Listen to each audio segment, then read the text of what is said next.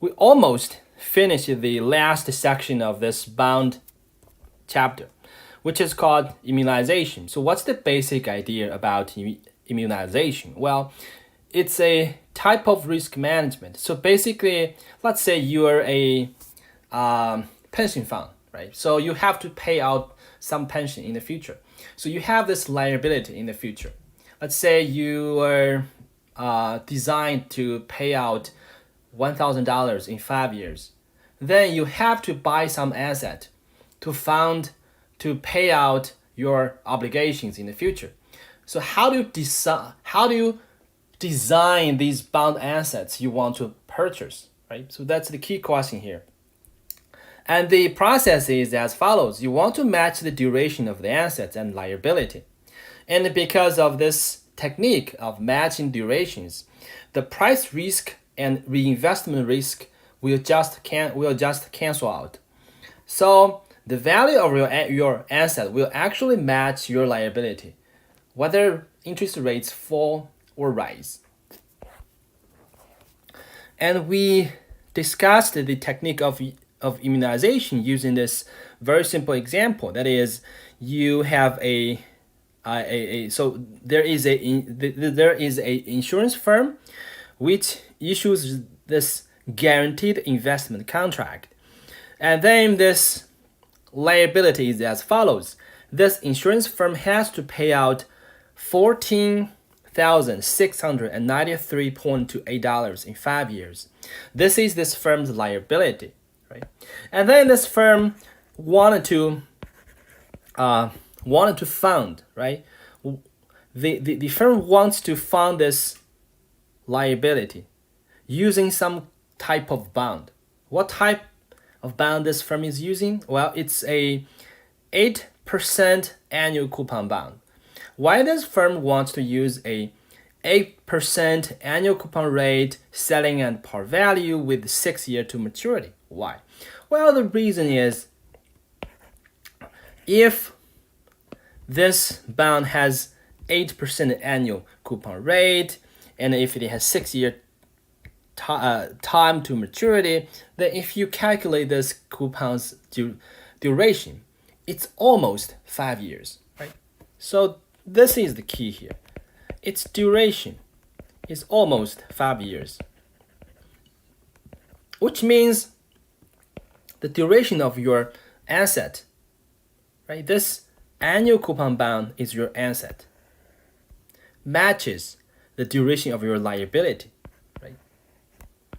The benefit of doing so is you will always be able to fully fund your liability in 5 years, no matter interest rates fall or decrease. No matter interest rates rise or fall. So to see this, what you can do here is you could look at this table, right? It discussed 3 kinds of scenarios. The first is about interest rates staying at 8%, and then interest rates fall, and then interest rate increase. And what you can see here is your asset, the future value of your asset will always be able to cover your liability, right? This is from the first perspective. The second perspective is about looking at the present value. Right? So in this table, you can see that again under 3 different scenarios, the present value of the bond is always equal to the present value of the liability. Right? Obviously, you need to be able to calculate the present value of the bond and the present value of the liability. So now let's discuss another example. This example is related to the result we discussed at the end of the last lecture. That is, even if you have immunized your liability in the beginning, as time passes, you will still have to rebalance your whole portfolio. So at this stage, this looks quite dry and abstract. But let's see this example. It will give you a quite clear idea why do you need to rebalance your portfolio to do this whole immunization work. Okay, let's see what this problem is about. So there is an insurance firm which makes a payment of $19,487 in 7 years. Clearly, you can see that this payment in the future is liability, right? So this is this firm's liability. And what is this liability's duration? Well, it's a single payment liability. So the duration here is 7 years. Obviously, if you're having a more complicated case, let's say this firm has to pay out some sort of payment every year, then you have to use the duration formula from our lecture to accurately calculate its duration. And the market interest rate is 10%. So the present value of the obligation is $10,000. Well, this is easy, right? It's basically the future payment. So 10,000 equals the future payment divided by 1 plus rate. The firm's portfolio manager wants to fund this liability using two types of bond. The first is a 3-year zero coupon bond. And the second type of bond is perpetuity, right? And both bonds have a yield of 10%. Now, how can the manager immunize the liability? That is, how much money this manager needs to allocate into this zero coupon bond and how much money this manager needs to allocate into this perpetuity. Okay, maybe let me first write down some points which make this problem potentially easier to understand. So this firm has assets and it also has liability. And its duration is and the liability's duration is 7 years. And this firm has two types of assets. Which is, the first one is 3-year zero coupon bond. And the second is a perpetuity.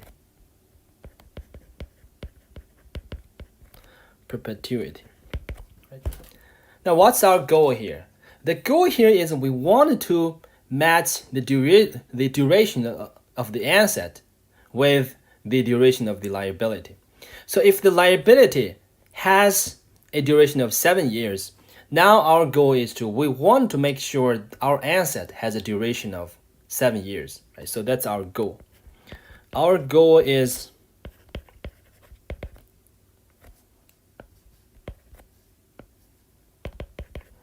duration of the asset equals 7.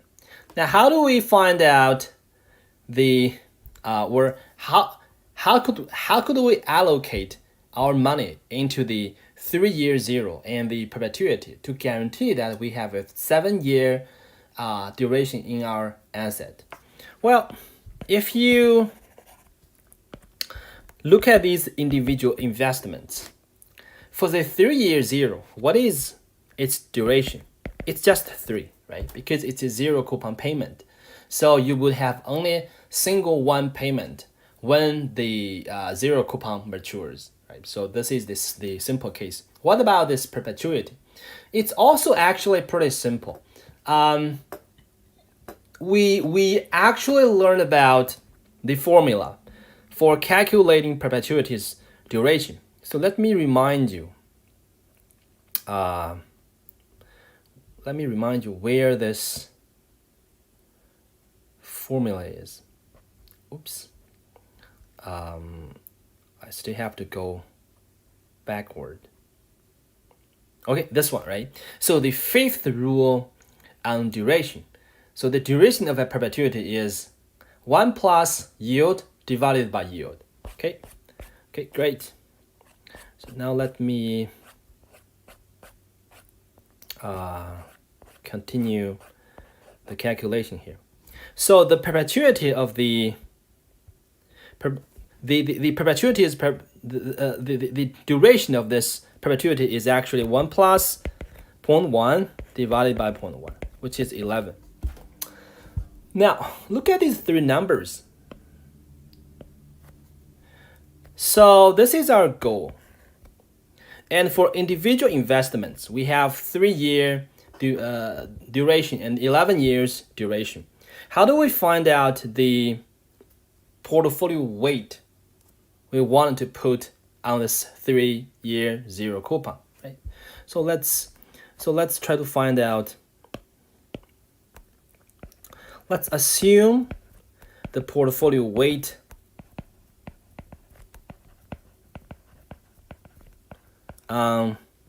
this 3-year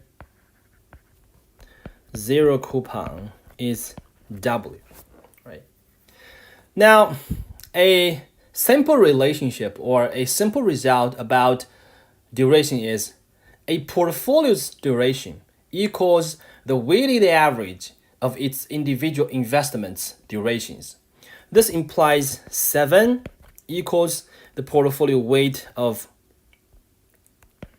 3-year zero coupon times its duration plus perpetuity's duration times perpetuity's portfolio weight. So this solves, let me see, this solves 0.5, right? So if the portfolio weight of this 3-year zero coupon is 0.5, this implies we should invest $5,000 into this 3-year zero and $5,000 into this perpetuity. It's pretty simple, right? Okay, that's great. Now let's see the second part of this question. Suppose that 1 year has passed and the interest rate remains at 10%. Now, the portfolio needs to re-examine her position. Why? Because we have learned as time passes, you have to rebalance your portfolio to satisfy this duration matching requirement. Right? So now the question is it still immunized? If not, what actions are required? So remember that we have remember our assets, right? Has two components. A 3-year zero and a perpetuity. So let's look at two different years. In the beginning, let's call it year 0, and after 1 year, right? So in the beginning, we have learned the duration of the 3-year zero is just 3. The duration here is 11. What about after 1 year? After 1 year, the 3-year zero essentially become a 2-year zero coupon, right? So in this case, its duration becomes 2. And now, after 1 year, what is this perpetuity's duration? It's still 11, right? Because it's perpetuity. It's still 11 because you still need to use this formula. It will give you the same result. So what is the duration of our asset? So the duration of our asset is, remember we have a portfolio weight of 0.5 on the 3-year zero and a portfolio 0.5 and a portfolio weight of 0.5 on this perpetuity. So now it becomes times 2, 0.5 times 11, which is, so how much is this number? I think it's 3.5. Now, what is the duration of our liability? Remember that previously, the duration of our liability was 7 years. And now 1 year has passed. So we still have 6 years to go here, which implies the duration of the liability is 6. Obviously, in this case, you can see that after 1 year, the duration of assets does not equal to the duration of liability. So the first question is, it is not immunized.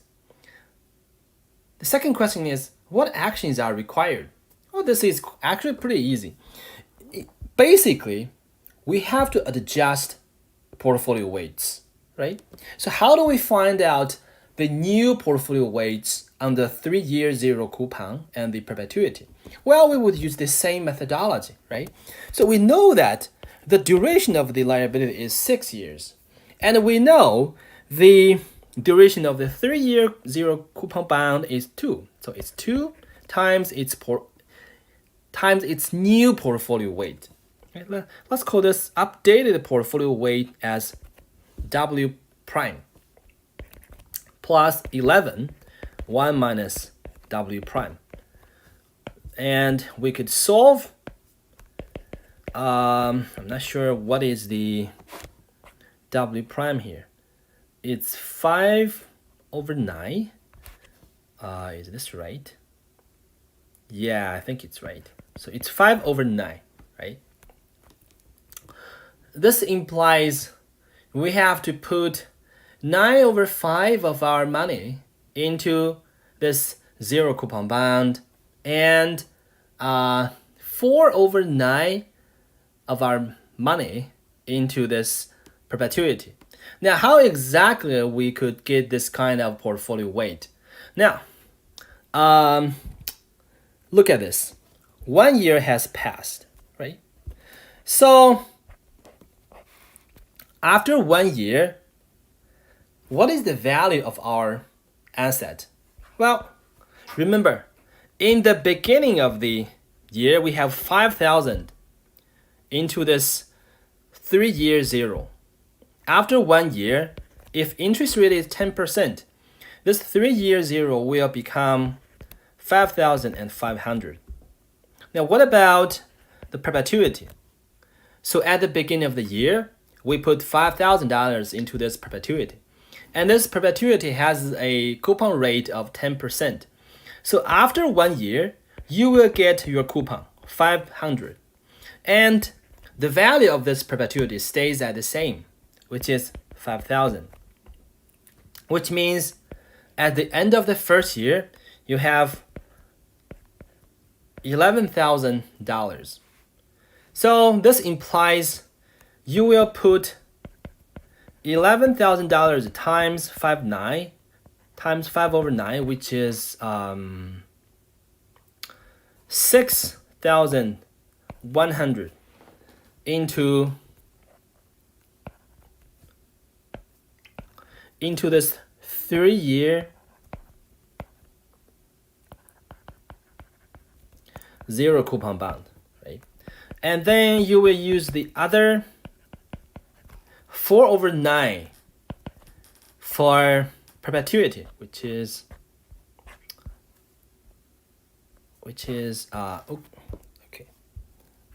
sorry. So what is this here? So it's okay. I think it's 4. So it's 3,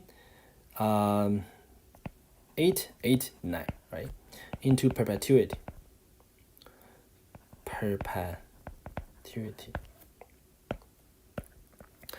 Well, basically you can see that you have to do some rebalance. To be more precise, you can see that before rebalance, you have 5,500 in your zero coupon bond. And now after the rebalance, you have to invest $6,100 into this zero coupon bond, which means you have to buy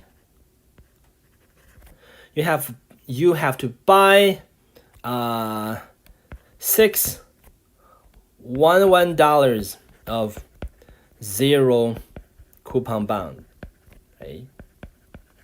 And how do you buy this $611 of 0 coupon bond? Well, you will actually use this $500. This $500 is the coupon payment from your perpetuity. And you will sell $11 of perpetuity, right? So basically what you will exactly do is you will invest the 500 coupon payment from your perpetuity into this 0 coupon bond. And then you will have to sell $111 of the perpetuity to buy additional 0 coupon bond. That's how you could get this additional $611 of 0 coupon bond. Okay, great. Okay, so this cash flow matching is not required. So I will just skip this page. Okay, now I could finally start this option chapter. So what this chapter is about? Of course, it's about options. You might never heard of options, but that's fine. I will start discussing option basics, right? Definitions, basic concepts.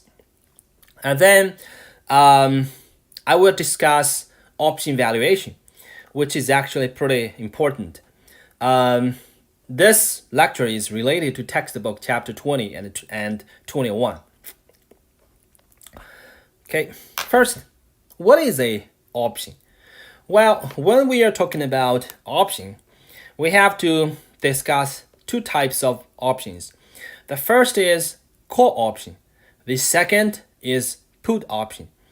The most commonly used option is American options. A American call option gives you the right to buy an asset at the exercise price on or before the expiration date.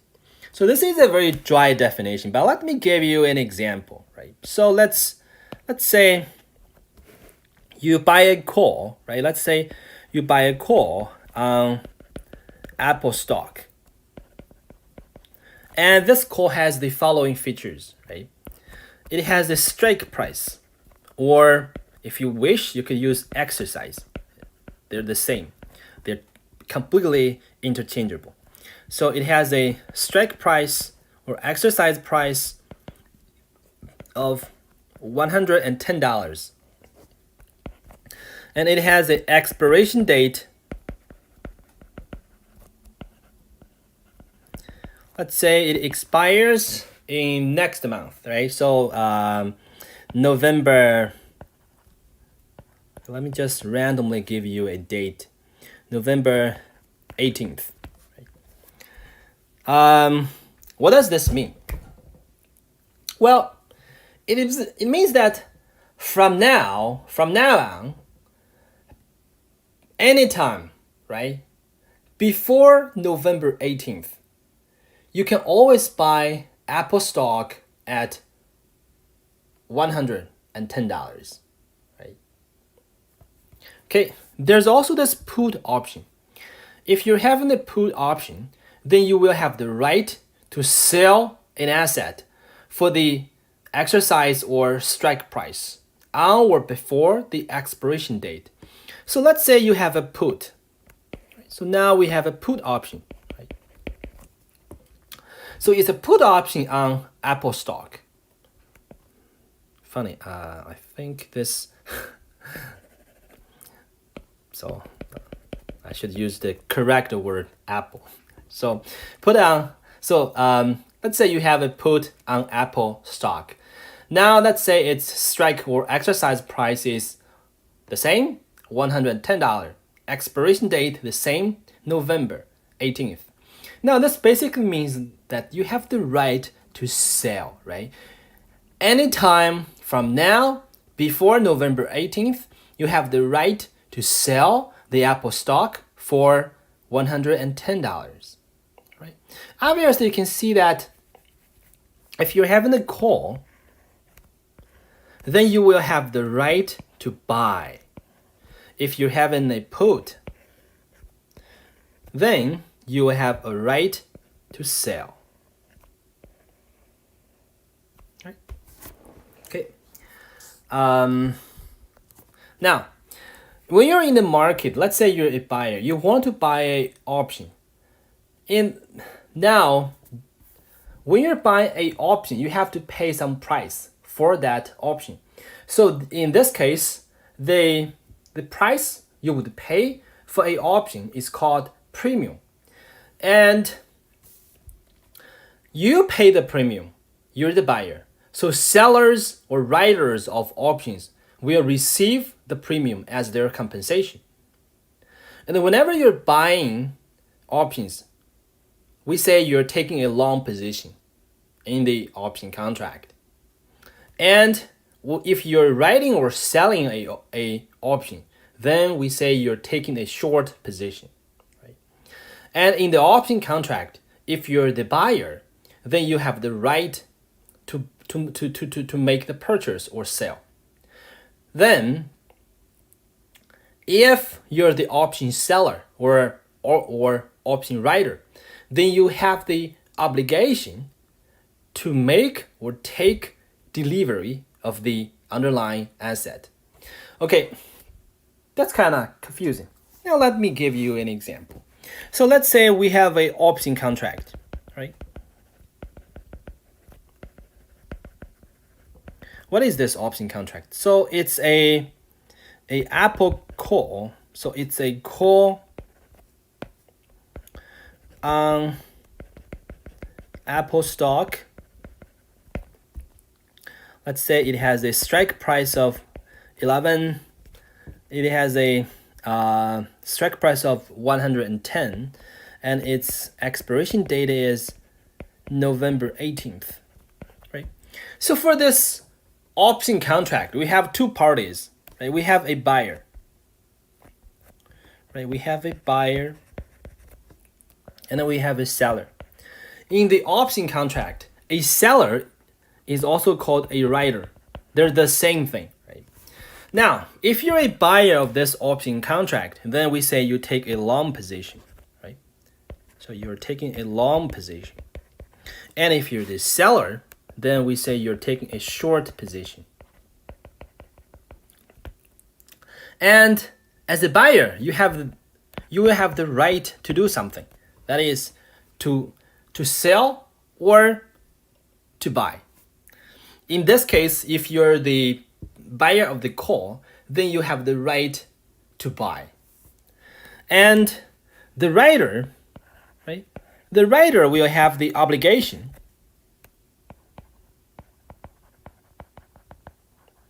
if this writer is a seller of a call, then this seller will have the obligation to sell the Apple stock if the buyer wants to exercise the call.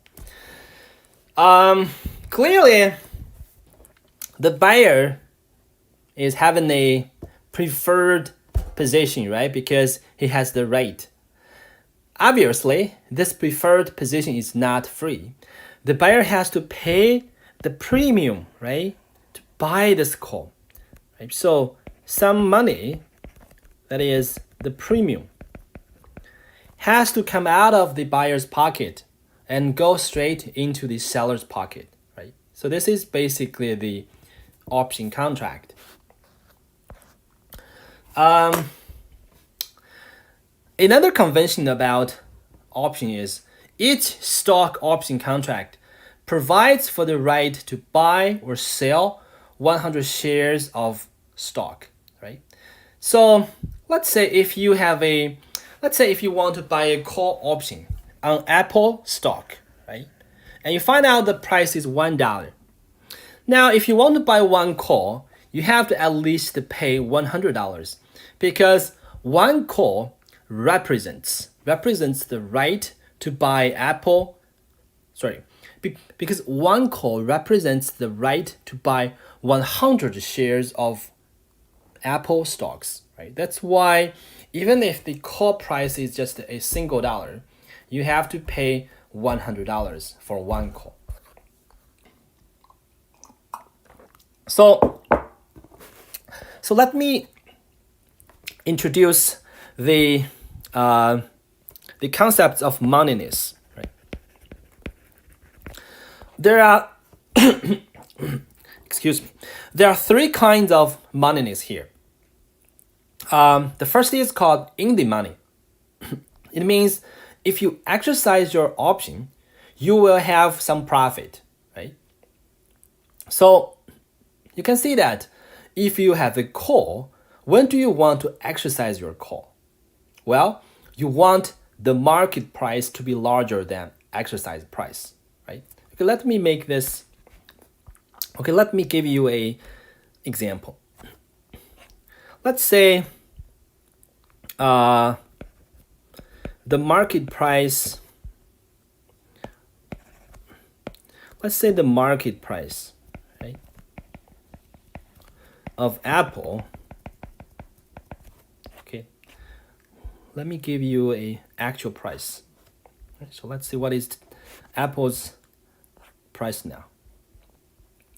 So it's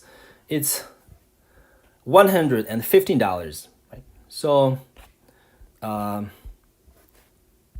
it's $115. So let's say you have a call, right? And it has a strike price of 110. This basically means if you want to exercise your call, then you can buy Apple stock at $110, which is $5 below the market price. So you will have a $5 profit, right? So this basically means you will want to exercise your call only if market price is larger than its exercise price. Now let's say you have a put. When do you want to exercise a put? Well, you would only want to exercise if the put you would only want to exercise the put if the exercise price is larger than market price. So if you have a put whose exercise price is $120, if you exercise this put, then you will have the right to sell Apple stock to the seller of your put for $120. Which is $5 above the market price. So you could actually get $5 of profit, right? So to summarize, a option is in the money. No, that's not good. A call is in the money if market price is larger than exercise price. A put option is in the money if exercise price is larger than market price. So the opposite case of in the money is out of the money. So here you can see that a call is out of the money if exercise price is larger than market price. You can see that if we have a call here, right? Let's say you have a call of Apple's option and its strike is 120. This means if you exercise the call, you have to pay $120 for Apple's stock, which is $5 above the market price, right? This basically means you would not want to exercise your call to buy Apple stock at a more expensive price.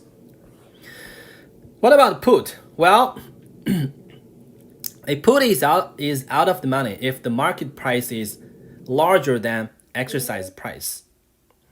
What about at the money? Well, the third notion of moneyness is at the money. Well, this is the simple case. If market price equals exercise price, then the call or the put is called at the money. Now let's talk about some other different types of options. We just discussed, in the beginning of the lecture note, I mentioned what we were talking about was actually American options. American options gives you higher flexibility compared with European options. Now, what are their major differences? Well, if you have a American option, you can actually you can actually exercise your option on or before the expiration date, right? So the importance here, the important word is before. Now, what about European options? You can only exercise the option on the expiration date, right? So you can see that American option gives you a higher flexibility on when you can exercise your option. Okay. Most traded options in Canada and in the US are American styles. And foreign currency options and stock index options are generally European options. So if you're just a retail investor, if you buy options, right, on different Canadian stocks, in this case, then you will just generally see American options. Now, aside from stock options, we also have other types of options. So, options are basically a type of derivatives, right? Why option is a derivative?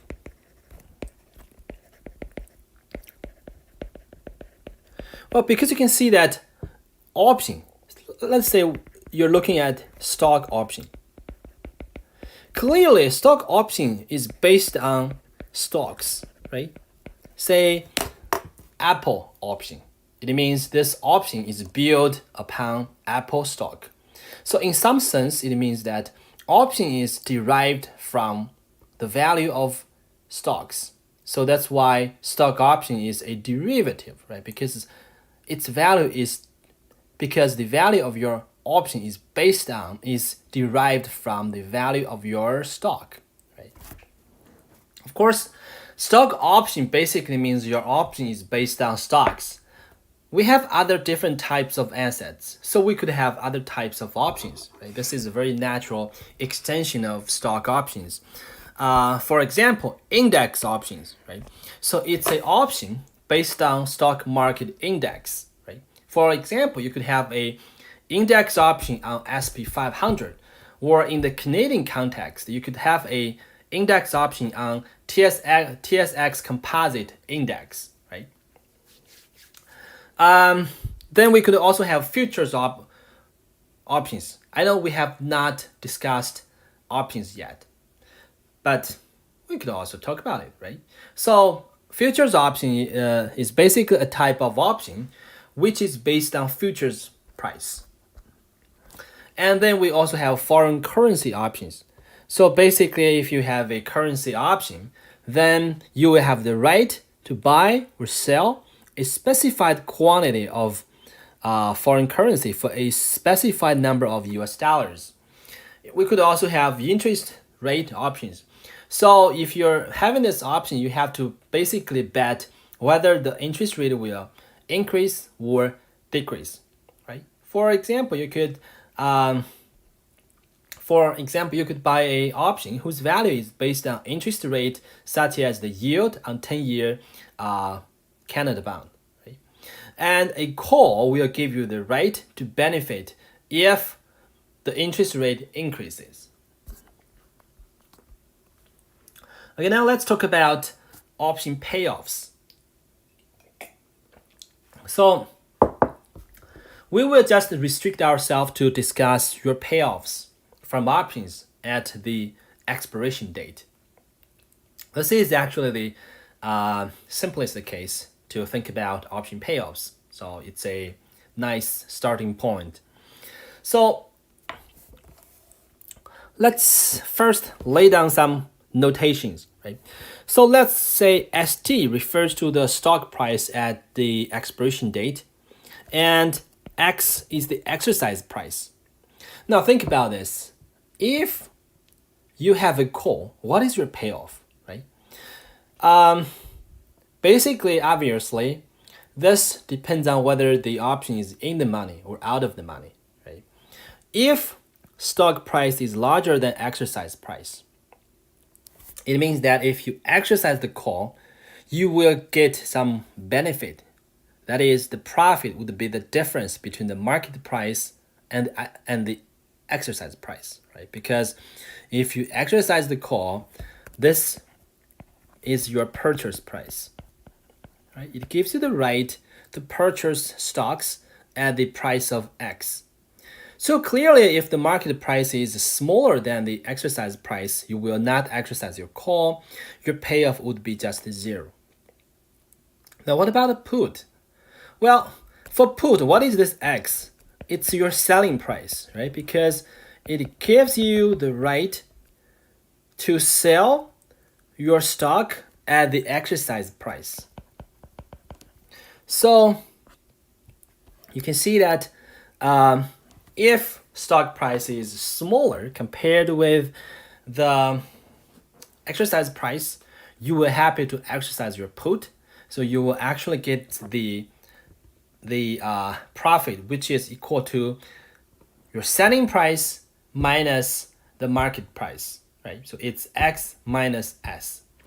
Obviously, if the market price is larger than the exercise price, you will not exercise your call, right? So your payoff is just 0.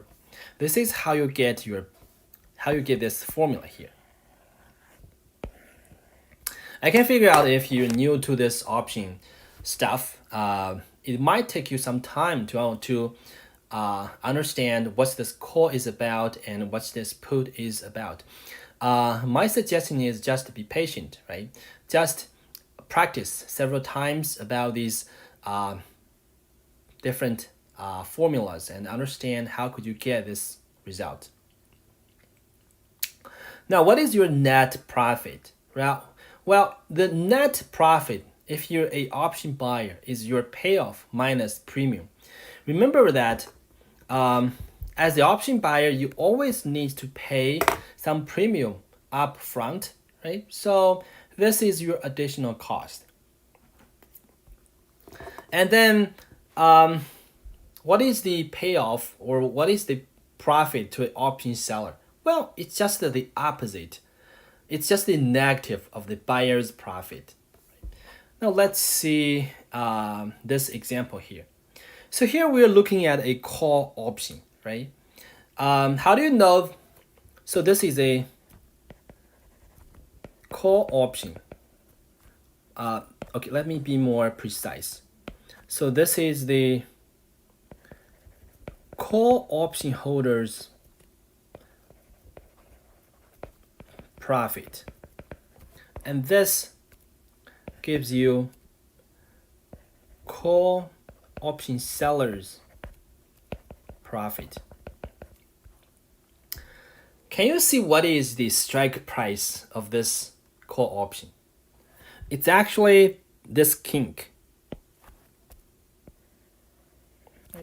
So it's strike. Okay, let me follow the notation of the lecture note. X. Its strike price is 100. Now, how do you know this is a call option with the strike price of 100? Well, look at this. Whenever stock price is below 100, right? Clearly, this buyer will not exercise his or her option. So he would get $0 profit. And after the stock price rises above 100, now this call option holder will actually want to exercise the call. And to be more precise, you could actually pick a certain number here, right? Let's say you're looking at 100. Okay, why it does not work? Let's say the market price is 110. Now, what is your profit if you're this option holder? Well, the profit from holding the option is just the market price minus the exercise price. So if the exercise price is 100 and the market price is 110, then by exercising the call, you will get this $10 profit, right? Okay, obviously,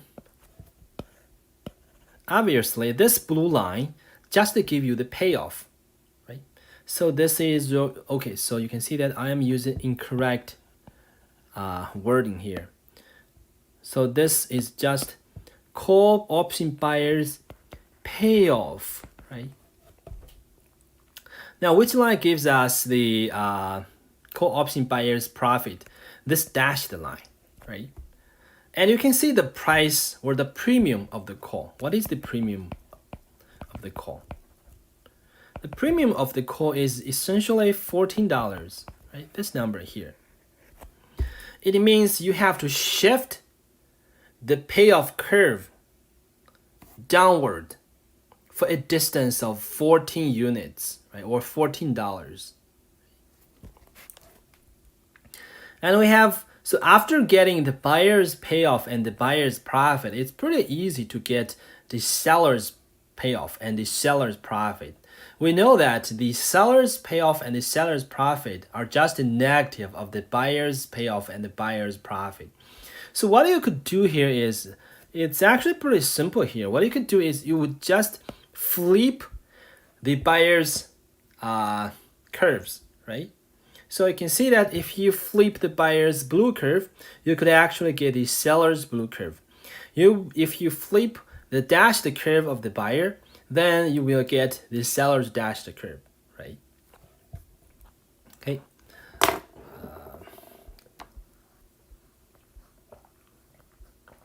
Now, let's look at the payoff and profit to the put option.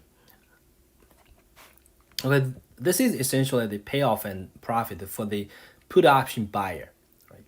So again, this put option has a strike price of $100.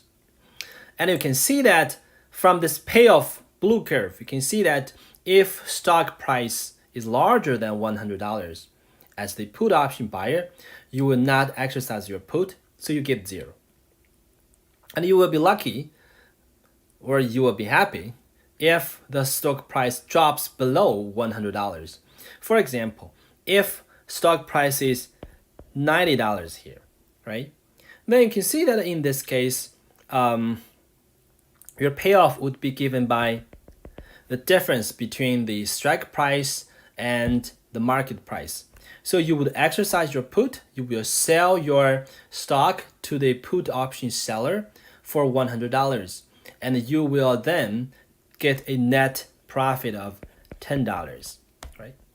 So this is essentially the, another thing is you will have to, if you want to find out the profit of the put option, then you will have to consider the premium you paid for this put option, right? So let's say if the price of put is $10, then again, it's pretty easy to go from the payoff curve to this dashed profit curve. You just move this blue curve downward for $10, right? And another thing is about the payoff and profit for the seller of the put option. You can very easily draw this, right? Again, just flip curves. So if I want to find out the sellers, then it would essentially look like this, right? You just flip the buyer's curve. And then, so let me find a gray curve. So this is the seller's curve, right? Just the negative of the buyer's curve. Okay, let me make some additional comments. If you look at the payoff and profit of the option of the call option buyer, then you can see that the maximum profit is actually unbounded, right? So this line could actually continue to go on. This basically means as a call option buyer, the profit of your position is unlimited. So you basically have unlimited upside, right? So you have unlimited upside. At least this is theoretically true, right? And what about a put option buyer? So as a put option buyer, what is your maximum profit? Okay, let me make it simpler. As a put option buyer, what is your maximum payoff? So you can see that the best case, the best scenario is when the price drops to zero. That is, if the stock becomes worthless, right? In this case, you will get a maximum payoff of $100. So what's the result here? Well, it basically, you have limited upside, right? Let me see if I have other comments. I'm thinking about some other comments, but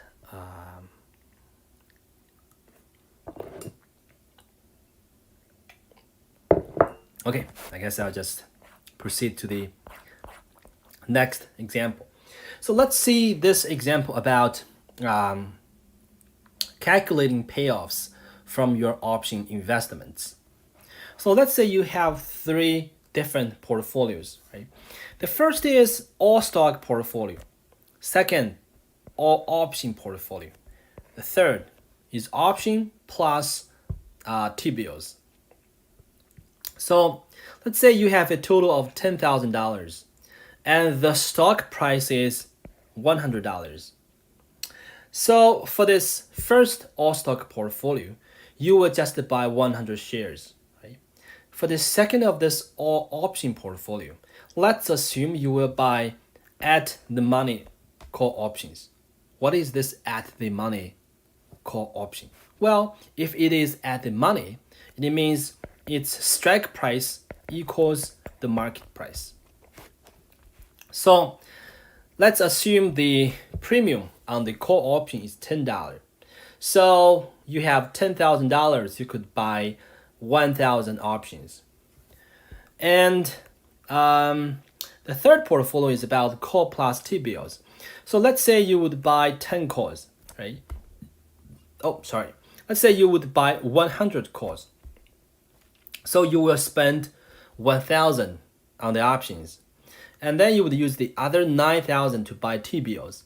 Let's assume the annual rate is 3%. This implies at the end of the year, after 1 year, the $2,000 investment in your T-bills would become $9,270. Now let's calculate your payoffs. First, let's look at the all stock portfolio. Well, this is very easy, right? You have 100 shares. Right? Remember, you have 100 shares. So the final value of your portfolio is essentially stock price times number of shares, right? So that's why you have 9500 here. It's just 95 times 100. Similarly, this guy, it's just 120 times 100 shares. Let's look at your payoff from the option portfolio. What you can see here is there is a cutoff point, right? If stock price drops below $100, you will not exercise your call, right? Because your call has the exercise price of $100. It means if you exercise your call, you will buy stocks at $100. So if the market price is below $100, you would not exercise your call. In this case, you will let your call expire. So it means the $10,000 of call will expire worthlessly. So the total value of your investment will just become zero. Now, if stock price becomes $105, then you can see that you will actually want to exercise your call, right? So if you exercise your call, the market price is 1/5. Sorry, the market price is 105. And if you exercise it, then you can see that you will pay $100, the exercise price, to make the purchase. So you can see that for per option, you can earn $5. If you have 100 options, right? If you have 1,000 options, your profit would be 5,000. Now, similarly, let's do another exercise, right? So if stock price increases to 120, now your profit is just the market price minus the exercise price times number of options. So this gives you 20,000. Okay, great. Now let's see the third case. Your portfolio of call option plus T-bills. You can see that the investment T-bills provides a lower bound on the value of your portfolio. So you can see that if the market price drops below $100, your 100 options will just expire worthlessly, right? So the final value of your portfolio would be your investment into your T-bills, which is 9270. So that's why you get these two numbers here. Now, what about the case when the market price is 105? Well, in this case, you will still get your T-bill investment, and you have 100 options times your profit, 1/5 minus 100. So this gives you 9770, right? And you could do the same with other prices, right? Let's say for this one, you could also calculate this number by yourself. Okay, now let's look at the rate of return here. What you can see here is if you compare this first all stock portfolio versus this all option portfolio, what you can see here is the variation or the risk of this all option portfolio is actually much larger compared with the all stock portfolio, right? You can see that if the stock portfolio returns 20%, the option portfolio returns 100%. If the stock portfolio returns minus 5%, your all option portfolio returns minus 100%, right? So you can see that if you invested the same amount of money into the stock and into the option, your option portfolio will have a much larger risk.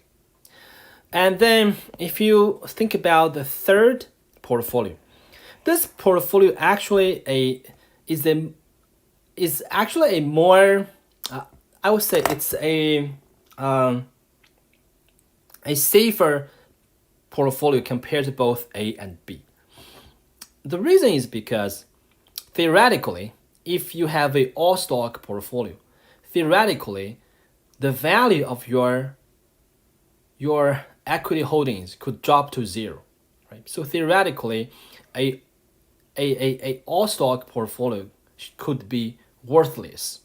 However, if you have a portfolio of call plus T-bills, T-bills can be considered as a risk-free investment.